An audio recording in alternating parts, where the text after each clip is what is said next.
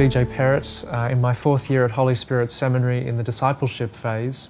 I'm here this morning with Father Jim Spence and Father Joe Duffy to ask them some questions about their priestly ministry and about the challenges and joys of life as a priest. What advice would you give to young men who are discerning a vocation, to the priesthood, to any other state in life? That's an interesting question, and one of the words they associate it with is the word call.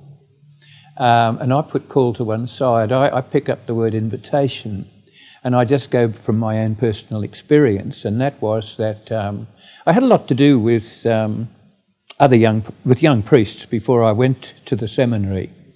And so I felt that it was something I'd like to do, but then I had to be invited, the invitation, to which I responded, otherwise I never would have arrived there. And so having arrived there, I believed that if I wasn't supposed to be there over 7 years, that I'd either fail my exams, get sick, or the authorities would say, look, we don't think that you're really cut out for this. Well, after 7 years, that didn't happen. And so I looked forward to ordination to the priesthood. And then for the next 50 years, I still had these same questions. And now I'm retired. And here I am. So as far as the seminarian's concerned, I feel that the personal decision has already been made. Leave it to God to cancel it out. And that means you don't have to worry, should I or shouldn't I? Get involved in parish activity and learn what a parish really is and how it functions and what its needs are. That will tell you whether you really are called. And where in your life do you think, as a priest, have you felt closest to God? I guess it's in giving the sacraments, but especially the sacraments to people who are in need, people who are ill. I remember one of the nicest experiences I had was when I was called to anoint the mother of friends of mine. She was dying and she knew it, and I anointed her, and she smiled and she said, and now the exciting voyage begins. That has stuck in my memory because I've been a hospital chaplain, and in all of the anointings that I did, or the sacraments that I took to people, they were very calming sacraments, and that was a big reward for me.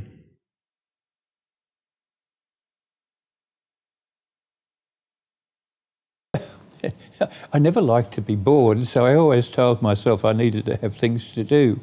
In another life, I was a pianist. I had my letters and all sorts of things.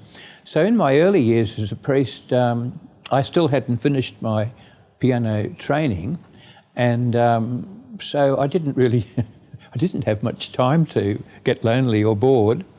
The other thing, of course, is that I've always lived in parishes with another priest, or perhaps 2 other priests. I've never, ever been on my own. It's only now, in my present existence, that I'm living in a house on my own, in a villa, and I'm thinking to myself, this is interesting. I can stay in bed till midday, and it's not going to affect anybody. Nobody's going to be interested. Whereas as a parish priest, with another priest working with me, I took on all sorts of things like cooking. I wanted to be the best possible cook so that the person I shared the house with would never say, oh, the food's no good, where Joe Duffy is.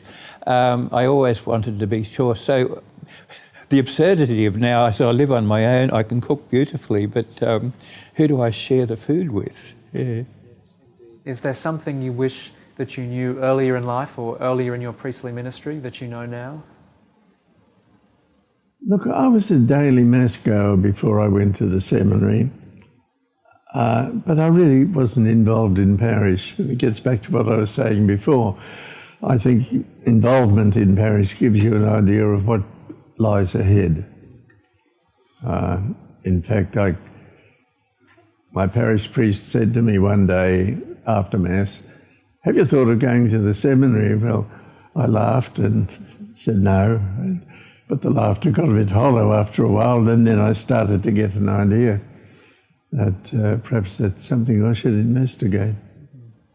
And having investigated it now and being a retired priest, did you fear going into retirement, or was there any uncertainty or fear in your mind and heart about what lay ahead in the future? No, because I have a theory which I've held to for some years in advising other fellows who've been retiring. You have to plan retirement, you have to work out what you're going to do and how you're going to do it. You've got to keep on facing challenges in life. And so I had no fear in going into it at all. I suppose one never really retires. When I first retired, I did a lot of supply work in country parishes, which was wonderful.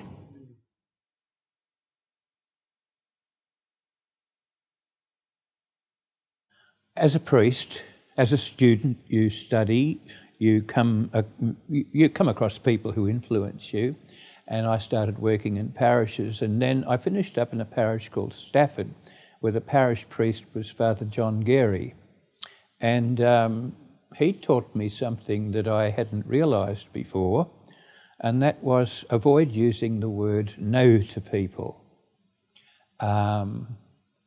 So I watched him, the way he managed this, and when people were looking for those yes-no answers, especially because you're father and you know all the answers, John Gary would be inclined to say, look, can you leave that with me to think about for a few days and I'll get back to you? Or something else that he used to say, because Stafford Parish at that time had a pastoral council, and it had for quite a number of years, a very effective one, and he would possibly say, look, can I bring this, let me bring this up with the pastoral council. We need to see what people think about it. And it was amazing. So I took that on board in my priesthood, and it's amazing how seldom you have to say no to people. Did you ever fear going into retirement, or was there any uncertainty or fear in your own mind and heart about this new stage of life?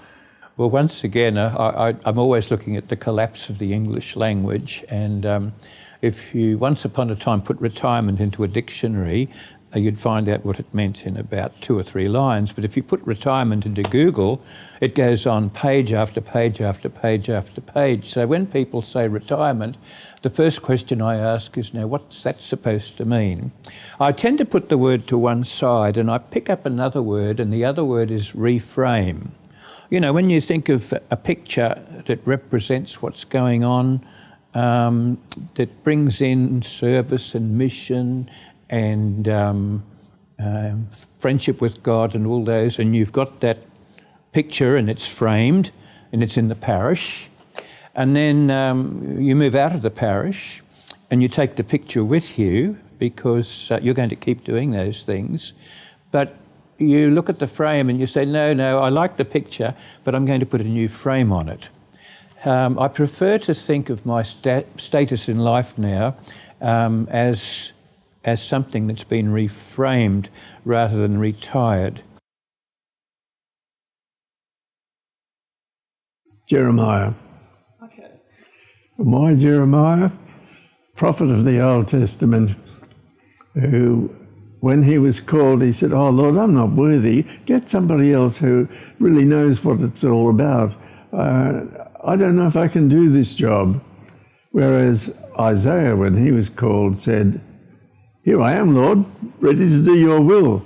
Well, I wasn't an Isaiah. I was more of Jeremiah, thinking, can I handle this? And so he's, for me, a sympathetic figure. Oh, what's my favourite biblical character? I'm going to pick 2, because one is one of the authors of the Bible, and the other is the key person in the 4 Gospels, Jesus. And if I'm looking at St. Paul, I'm thinking of his letter to the Philippians, chapter 1, verse 21, and the text that's always stayed with me as a priest has, for me to live is Christ. And that for me is in that picture frame that I talk about, for me to live is Christ.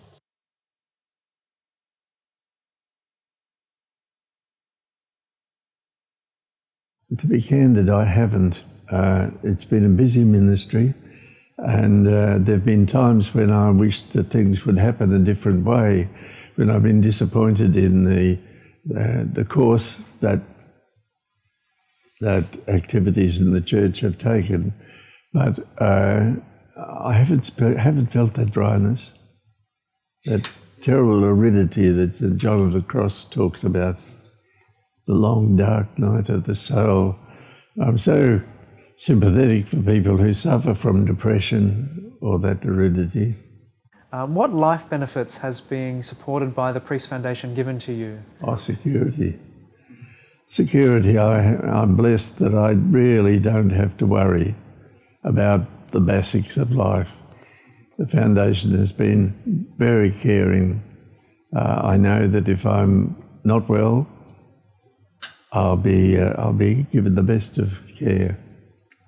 So I'm very grateful for that. Yes, that's wonderful. There is certainly great support for priests in the Archdiocese, isn't there, for retired priests especially? Mm. Nobody knocked on my door one day and said, it's time for you to go. But there were people in positions of importance in the Archdiocese that were saying to me, what are we going to do? What's going to happen? One of the most helpful people was one of the Archdiocesan nurses who's been appointed, I think there are two of them, who have been appointed to take care of us or to observe us in our retirement. And so she was talking me through this about 18 months before, talking about my health as it was.